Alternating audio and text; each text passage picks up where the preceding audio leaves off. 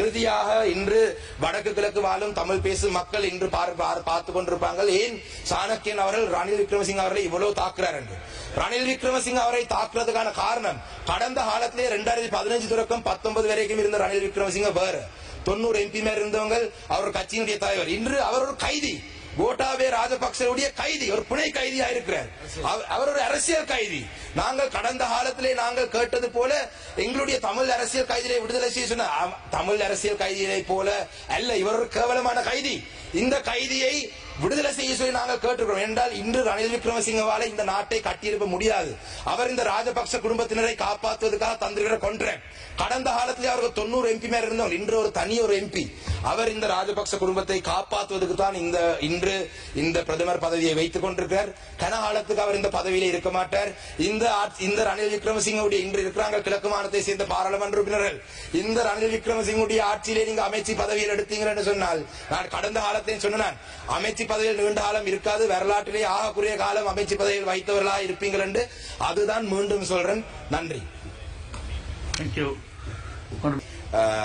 ප්‍රහාරවලට ලක්වී තුවාල ලැබපු ඝාතනයට ලක් වූ සියලු පවුල්වල සමාජිකයින්ටත් ඒ වගේම ඒ සියලු පාක්ෂිකයන් ඕන පක්ෂයේ පාක්ෂිකින් සියලු දෙනාටම ඉස්සෙල්ලාම මගේ ශෝකය මම ප්‍රකාශ කරනවා. ඒ වගේම තමයි එදා ගෝල්ෆේස් ගෝටා ගෝගමටයි මයිනා ගෝගමටයි ඒ කරපු ප්‍රහාරයත් ඉතාමත්ම තරයේ මේ අවස්ථාවේදී හෙලා දකින්න. මොකද ඒක රජය විසින් කරපු ප්‍රහාරයක් බව ඉතා පැහැදිලිව රජයේ മന്ത്രിවරුන්ම ඇමතිවරුන්ම පිළි අරගෙන තියෙනවා. ඉතින් ඇත්තටම අපි ඒක තමයි අපි ඉස්සෙල්ලාම පෞගේ අඟහරුවාදා උදෑසන මේ පාර්ලිමේන්තුවට මෝෂන් එකක් ගේන්න බැලුවේ මේ සියල්ලටම වග කිය යුතු පුද්ගලයා වන ගෝඨාභය රාජපක්ෂ මහත්මයාට විරුද්ධව. ඒ කියන්නේ අද අපි මේ දැන් 4 වෙනි දවසේ දැන් අඟහරුවාදා දැන් 4 වෙනි දවසේ මේ മന്ത്രിවරුන්ට වෙච්ච සිදුවීම් පිළිබඳව අපි සාකච්ඡා කරනවා. හැබැයි අපි ඒකයි ඉල්ලුවේ മന്ത്രിවරුන්ට වෙච්ච අසාධාරණය පිළිබඳව ඒ වගේම ලංකාවේ ජනතාවට ගෝල්ෆේස් වල හිටපු සෙනගට ඒ මයිනා ගෝගම හිටපු සෙනගට ලංකාව පුරාම ගුටි කාපු මිනිස්සුන්ට මේ ගෝඨාභය රාජපක්ෂ මහත්මයා නිසා මේ ඇතිවිච් එක ගැන දවසක භාගයක් හරි අපි කතා කරලා ඊට පස්සේ മന്ത്രിවරුන්ට වෙච්ච අසාධාරණය ගැන කතා කරමු කියලා අපි ගෙනාවු මෝසම පාර්ලිමේන්තු මන්ත්‍රීවරු මම හිතන්නේ 121 දෙනෙක් එකතු වෙලා එදා ඒක එපා කියලා කිව්වා. ඉතින් ඇත්තටම මතක තියාගන්න ඕනේ මේ മന്ത്രിවරුන් සියලු දෙනාම මේ ප්‍රහාර වලටයි මේ තිබ්බ වයලන්ස් මේ සියලු දෙයකටම මුල ගෝඨාභය රාජපක්ෂ මහත්තයා ප්‍රමුඛ ඒ රාජපක්ෂ පවුල මහින්ද රාජපක්ෂ ඒ සියලු දෙනාම තමයි මේකට වග කියන්න කියලා මතක තියාගන්න ඕනේ. ඒ වගේම තමයි മന്ത്രിවරු මම දැක්ක පාර්ලිමේන්තුවේ පහුගිය දවස් දෙක තුන තිස්සේම කියනවා මේ අපි ඇවිල්ලා මේ අමාරුවෙන් හම්බ කරලා හදාගත්ත ගෙවල්, අපි මේ අමාරුවෙන් මහන්සි වෙලා ගත්ත ගෙවල්, අපි හොරකම් කරලා ගත්ත ගෙවල් නෙමෙයි කියලා කියනවා දැක්කා. ඉතින් ඒක තමයි වෙන්න ඕන. කවුද කොයි മന്ത്രിද හොරකම් කරලා ගෙවල් හදන්න පර්මිෂන් දීලා තියෙන්නේ? മന്ത്രി කෙනෙක් කිව්වම හැම മന്ത്രിම එහෙම තමයි. තමන්ගේ සල්ලි වලින් තමයි ගෙවල් හදා ගන්න ඕනේ. තමන්ගේ සල්ලි වලින් තමයි වාහන ගන්න ඕනේ. මේ හොරකම් කරපු නැති අපි മന്ത്രിවරුන් කියලා මෙතන ඇවිල්ලා ජනතාවට කියන එක ඒක කිසිසේත්ම අපි අනුමත කරන්නේ නැහැ. මොකද മന്ത്രി කෙනෙක් කියන්නේ තමන්ගේ සල්ලි වලින් ගෙවල් හදා ගන්න ඕනේ. එහෙම නැතුව මේ හොරකම් කරලා මේ සල්ලි හදපු නැති අපි හදුවේ නැහැ කියලා කියන එක ඒක මහ විහිළුවක්. හැබැයි මතක තියාගන්න ඕනේ മന്ത്രിවරුන්ගේ ගෙවල් වලට පහර දුන්නේ හොරකම් නිසා නෙවෙයි. മന്ത്രിවරුන්ගේ ගෙවල් වලට නිවස් වලට පහර දුන්නේ ඕගොල්ලන් හොරකම් කරලා ඒ ගෙවල් හදපු නිසා නෙවෙයි. മന്ത്രിවරයෙක් කියන්නේ ජනතා නියෝජිතයෙක්. පාර්ලිමේන්තුවට ඔබ මේ മന്ത്രിවරයව ජනතාව එවන්නේ ජනතාව මේ පාර්ලිමේන්තුවට නියෝජනය කරන්න. ජනතාවට හොඳ දේ ජනතාව වෙනුවෙන් මේ පාර්ලිමේන්තුව ඇතුලේ කතා කරන්න තමයි මේ മന്ത്രിවරුන් එවන්නේ. හැබැයි මේ മന്ത്രിවරු පහුගිය අවුරුදු එකහමාර තුල ඒ ජනතාව දුන්නේ ලොකු වගකීම. ඒ ජනතාව දුන්නේ ලොකු වගකීම ඉෂ්ට නොකිරීම නිසා තමයි മന്ത്രിවරුන්ගේ ගෙවල් වලට ඇමතිවරුන්ගේ ගෙවල් වලට වාහන වලට ප්‍රහාර කෙල්ල කරේ. මොකද අපි පැහැදිලිවම පිළිගන්නනේ മന്ത്രിවරුන්ව පාර්ලිමේන්තුවට එව්වේ ජනතාව නියෝජනය කරන්න මිස රාජපක්ෂ පවුල නියෝජනය කරන්නවත් රාජපක්ෂ පවුලේ කැම්පේන් එක ගෙනියන්නවත් නැත්නම් ශ්‍රී ලංකා පොදු ජන පෙරමුණ ආරක්ෂා කරන්නවත් නෙවෙයි. දැන් බාර අද දිනේෂ් ගුණවර්ධන ඇමතුමා කතා කරද්දී කිව්වා TN එකේ മന്ത്രിවරු දෙන්නෙකුත් බොහොම අමාරුවෙන් ගියේ කියලා. කිසිම අමාරුවකින් නෙමෙයි ගියේ. ඒ മന്ത്രിවරු දෙන්න සටරක පල්ලයට දාපු ගමන් අපි TN එකේ ගමන් පාර ක්ලියර් කරලා දුන්නා යන්න කියලා. ඒ මොකද? දන්නවා අපි දකුණු උතුරු නැගෙනහිර ජනතාව අපි නියෝජනය කරන ජනතාව ඒක පිළිගත්තත් මම දැන් ට්‍රාන්ස්ලේෂන් එක වැරදිලා ඇති. රාසමානික මන්තුමාට සිංහල තේරෙනවා. මම සිංහලෙන් කතා කරේ. ඔබ ගැන හෝ අද ගැන නෙමෙයි මම කතා කරේ. මේ മന്ത്രിවරු දෙදෙනා මේ සභාවේ ඉන්නවා. එතුමාලා ඒ කාලේ ජීවිත ආරක්ෂාවට අන්තිමේදී ඉන්දියාවට ගියා. ඔබතුමා පොඩ්ඩයි නොදන්න දේවල් ඔබතුමා ඉපදිලාද මන් දන්නෙත් නැහැ ඒ කාලේ. ඔබතුමා සමහරට ඉපදිලත් නැතුව ඇති. ඉතින් අපි മന്ത്രിවරු හැටියට පක්ෂ ගැන බලලා නෙමෙයි කටයුතු කරලා තිබෙන්නේ. හොඳින් කියන්නේ. ස්තුතියි ද්‍රවිඩ ජාතික සන්ධානයේ മന്ത്രിවරුන් සිද්ධාර්ථන් සහ සෙල්වම් මඩකලනාදන් മന്ത്രിවරයෝ දෙන්න තමයි දා හිටියේ. මම හිතනවා ඔබතුමා TNA එකේ മന്ത്രിවරුන් කියලා තමයි කිව්වේ. මට ඒක TNA එකදී සිංහලෙන් කියන්න බෑනේ. TNA කියන්නේ ඉංග්‍රීසි අකුරු තුනක්. ඉතින් මට ඉංග්‍රීසිත් තේරෙනවා සිංහලත් තේරෙනවා. හැබැයි ඔබතුමා TNA മന്ത്രിවරුන් කියලා කිව්වේ TNA മന്ത്രിවරුන්ට එහෙම අපහසුතාවයක් දුන්නේ නැහැ කියන එක මම කියන්නේ. හැබැයි ඔබතුමා ඒ පොයින්ට් එක මිස් කරා. ඔබතුමා ඒත් මම කියපු ප්‍රධාන කාරණේ මිස් කරා. මම කිව්වේ ඒ TNA එකේ മന്ത്രിවරුන්ට කවුරුත් ප්‍රහාර එල්ල ගන්න එන්නේ නැත්නම් මොකද අපි ජනතාවත් එක්ක හිට ගන්න නිසා. අපි උතුරු නැගෙනහිර ජීවත් වෙන ජනතාවත් එක්ක හිට ගන්නවා. ලංකාවේ සියලු දෙනාත් එක්කම අපි හිට ගන්නවා. ඉතින් ඒක නිසා ජනතාවගේ ප්‍රශ්න කතා කරන മന്ത്രിවරුන්ට මම හිතන්නේ මේ පාර්ලිමේන්තුවේ ආපු කාටවත් ගහලා නැහැ. කාටවත් ගහලා නැහැ. අපේ නසීර් අහමඩ් මන්ත්‍රීතුමාගේ ගේ ඔෆිස් එකේම ගිනි තිබ්බා. ඒත් එතුමා ඒ ගත්ත තීරණ නිසා තමයි එහෙම කරේ. එහෙම නැත්නම් එතුමා හොරගම් කරා කියලා ගිනි තිබ්බා කියලා මං හිතන්නේ නැහැ. එතුමා හොරගම් කරාද නැද්ද කියන එක මට අදාළ නැහැ. මම මේක ගැන වාද කරන්නේ නැහැ. හැබැයි එතුමාගේ ගේ ගෙනි තිබ්බේ එතුමා ඒ ජනතාව පිළිගත්තේ නැහැ. එතුමා හරිතන හිටගත්තා කියලා. ඉතින් 20 වෙනි සංශෝධනයට අත උස්සලා අද මම දැක්ක උදේ අපේ හිටපු මුදල් ඇමතුමා හිටපු නීතිය පිළිබඳ ඇමතුමා ලොකු කතාවක් කරා. එතුමා 20 වෙනි සංශෝධනය ගේනකොට කොහොමද කතා කරේ? දැන් අද මේ 20 වෙනි සංශෝධනය එපා කියලා ඒගොල්ලන්ගේ පක්ෂෙම කියන තත්ත්වයට ඇවිල්ලා තියෙනවා. මේ 20 වෙනි සංශෝධනය වගේ රටට අහිත කර දේවල් වලට ඡන්ද දුන්න නිසා තමයි ගෙවල් ගිනි තිබ්බේ. හැම බජට් එකේම මේ ආර්ථික බැරදි ප්‍රතිපත්ති තිබ්බ බජට් 2020 බජට් එක 2021 බජට් එක මේ 2021 20 බජට් එකටම අත උස්සපු මිනිස්සු නිසා තමයි මේ ගෙවල් ගිනි තිබ්බේ. මොකද ඒ බජට් එකේ තිබ්බ ඒ වැරදි ප්‍රතිපත්ති. අලි සබ්බිය මතුමාට පුළුවන් මෙහෙම අත දික් කරලා කියන්න. පුළුවන් නම් ජනතාව ඉස්සරහා ගිහිල්ලා කියන්න ඒක නෙවෙයි කියලා. පුළුවන් නම් ජනතාව ඉස්සරහා ගිහිල්ලා කියන්න දැන් මෙහෙම කරා. පුළුවන් නම් ගිහිල්ලා කියන්න මෙහෙම කරලා කරන්න 20 ගෙනාපු එක හරි කියලා කියන්න බෑ. ඒක තමයි මේ ජනතාව පාවා දීම නිසා තමයි. ජනමතය පාවා දීම නිසා තමයි මේ දේ ඔයගලන්ට උනේ කියන එක මතක තියාගන්න. හැබැයි අදටත් තාම සමහර മന്ത്രിවරු හැදිලා නැහැ.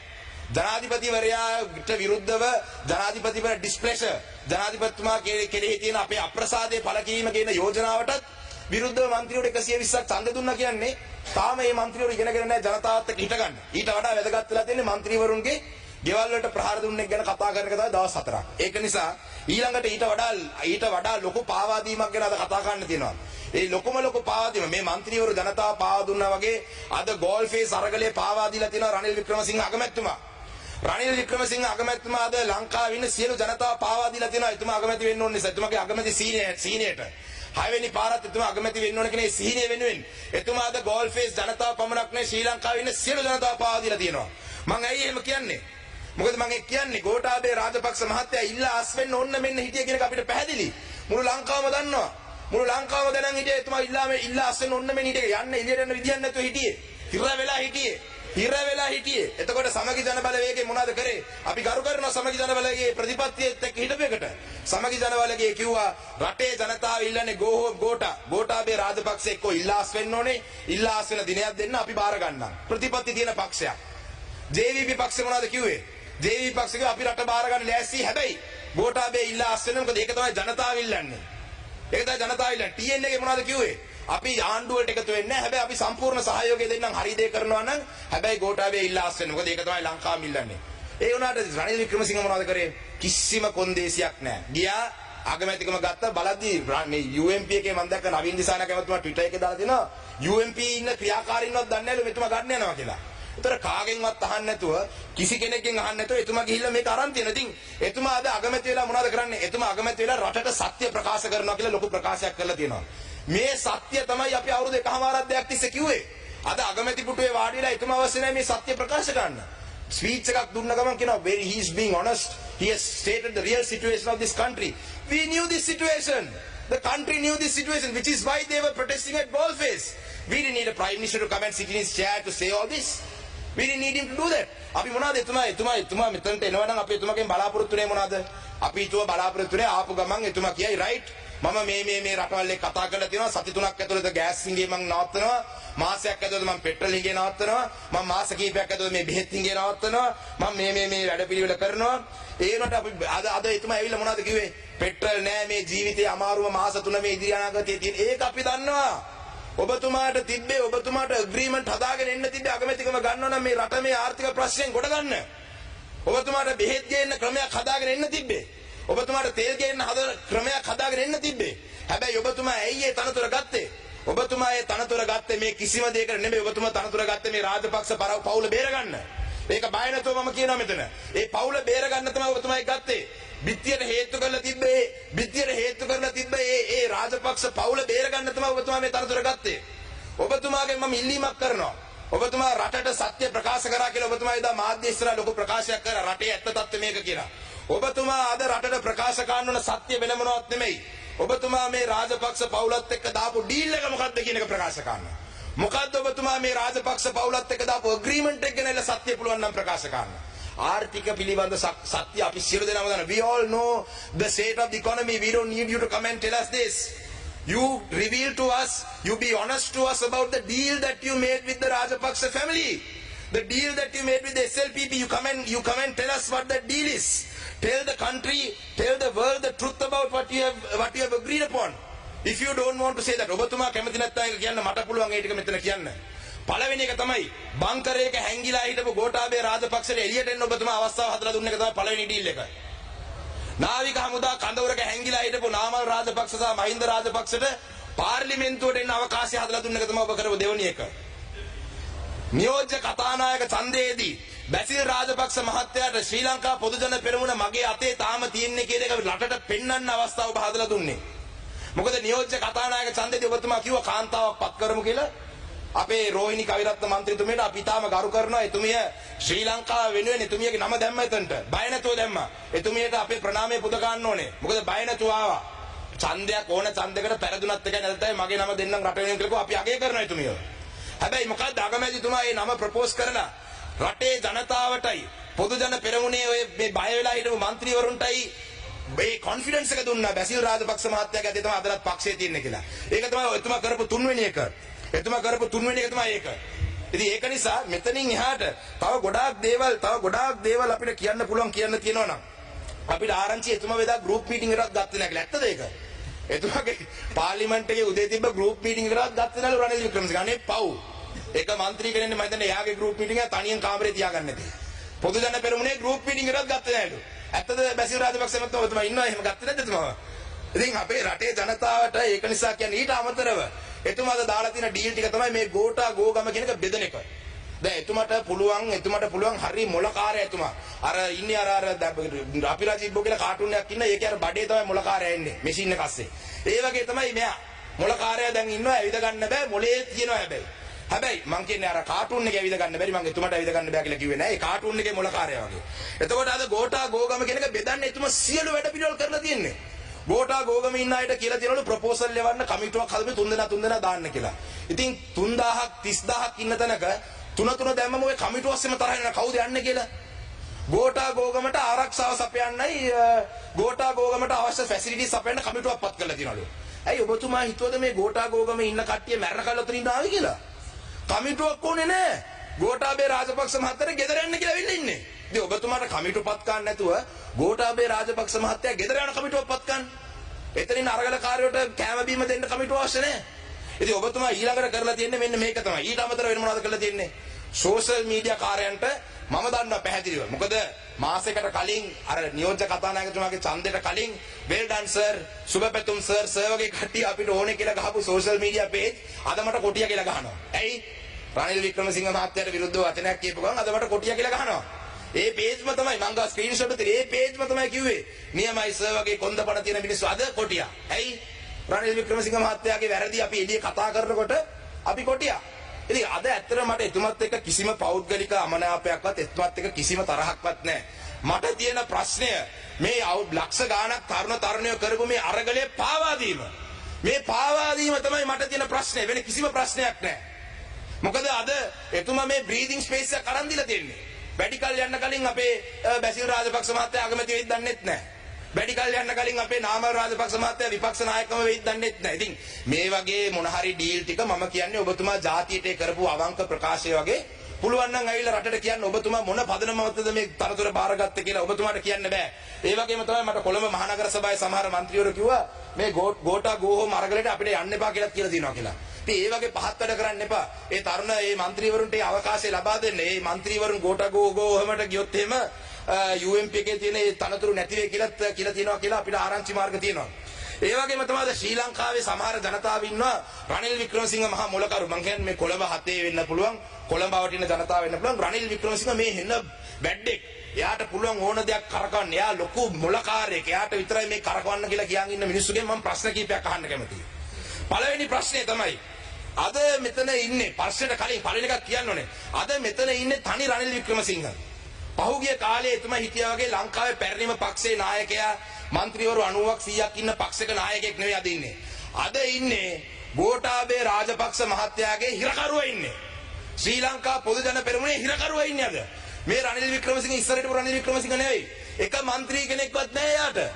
ඔබතුමාලා හිතනවාද මේ අද රනිල් වික්‍රමසිංහ ඔළුවේ තියන් නටන මිනිස්සුගෙන් මං අහන්නේ. ඔබතුමාලා හිතනවාද එතුමා හෙට පනතක් ගෙනාවොත් එහෙම මේ SLPP ආණ්ඩුවට විරුද්ධව ඔය മന്ത്രിවරු 113 ඔකට සපෝට් කරයි කියලා? සපෝට් කරන්නේ නැහැ. සපෝට් කරන්නේ මන්ත්‍රීතුමා පස්සේ කතා කරන්න මගේ කාලේ නාස්ති ගන්න එපා 113 සපෝට් කරයි කියලා හිතනවාද මම හිතන්නේ නැහැ සපෝට් කරයි කියලා කිසිසේත්ම සපෝට් කරන්නේ මම අනිවාර්යෙන් කරුණා කරලා අපි පහුගිය කාලේ අපේ ඇවිල්ලා දේශපාලන සිරකරුවෝ නිදාස් ගන්න කියලා අපි වැඩිපුර ඉල්ලුවේ හැබැයි මම මේ අවස්ථාවේ ඉන්නවා මේ ලබන පොසොන් එකට පුළුවන් නම් ගෝඨාභය රාජපක්ෂ මහත්තයාට මේ රනිල් වික්‍රමසිංහ කියන හිරකරුවට නිදහස දෙන්න කියලා මොකද රට වෙනුවෙන් මෙච්චර කාලෙ අපි ඉල්ලුවේ දේශපාලන සිරකරුවන්ට දැන් මේ අලුත් එක්කෙනෙකුත් ඉන්නවා හිරකරුවෙක් පොදු ජන පෙරමුණේ හිරකරුවා ගෝඨාභය රාජපක්ෂ හිරකරුවා පුළුවන් නම් එතුමට මේ පොසොන් එක වෙන්න කලින් නිදහස දෙන්න මොකද මේ රට වෙනුවෙන් අපි මේ ඉල්ලීම කරන්නේ එතුමට පුළුවන්ද මේ හොරු අල්ලන්න මොකද අද රටේ ජනතාව ඉල්ලන්නේ මොකද හොරගම් කරපු සල්ලි ගේන්න හොරගම් කරපු සල්ලි හොරු අල්ලන්න පුළුවන්ද අපි දැක්ක වාලුකාරාම පන්සලට එතුමා ගිහිල්ලා දියුරුම් දෙන්නම් පස්සේ ආශිර්වාද ගන්න යනකොට එතුමාගේ යහපැත්තේ හිටිය දයාගමගේ කියලා හිටපු ඇමති කෙනෙක් මම පහුගිය සතියේ කෝප් කමිටුවට ගියාම කෝප් කමිටුවේ මහජන බැංකුවේ ඔඩිට් එක අවිල්ල තිබ්බා. මහජන බැංකුවේ වැඩිපුරම බෝල් ණය තියෙන කම්පනීස් 10 දෙනාගෙන් 4 වෙනියට ඉන්නේ හරි 5 වෙනියට දයාගමගේ මහත්තයාගේ කම්පනියක්. බිලියන 3.5ක් අවුරුදු 5කින් රුපියලක්වත් ගෙවලා නැහැ. ඉතින් එතුමාට ඇසට් තියෙනවා. අද රනිල් වික්‍රමසිංහ මහත්තයා කියන අත්‍යවශ්‍ය බෙහෙත් ගේන බිලියන 3.2ක් රුපියල් ඕනේ කියලා. අනේ දෙයියනේ ඔබතුමාගේ යාළුවාට කියන්න චොපර් ටිකයි ඔය මේ ටික විකුණලා දෙන්න කියලා සල්ලි රටට. බෝල් ණය. ඉතින් හිතනවාද රාජපක්ෂ ආණ්ඩුවේ ඉන්නකොටම දයාගමගේ මහත්තයා මහජන බැංකුවට රුපියලක් ගෙවලා නැත්නම් දැන් රනිල් වික්‍රමසිංහ මහත්තයා ඉන්නකොට ගෙවයි කියලා. ඉතින් ඒ වගේ මිනිස්සෙක් කොහොමද හොරු අල්ලන්නේ? හොරු අල්ලන්න පුළුවන්ද? මොකද රටේ ජනතාවද ඉල්ලන්නේ හොරු අල්ලන්න කියලා. ඊට අමතරව එතුමට පුළුවන් ද මහ බැංකුවේ කරපේ මංකොල්ලේ පරික්ෂා කරන්න. එතුමට නේ ඇඟිල්ල දික් වෙන්නේ. ඒ ලංකාවේ සල්ලිනේ අවශ්‍ය සල්ලිනේ. එතුමට පුළුවන් ද ඒ සල්ලි ටික ආපහු ගේන්න.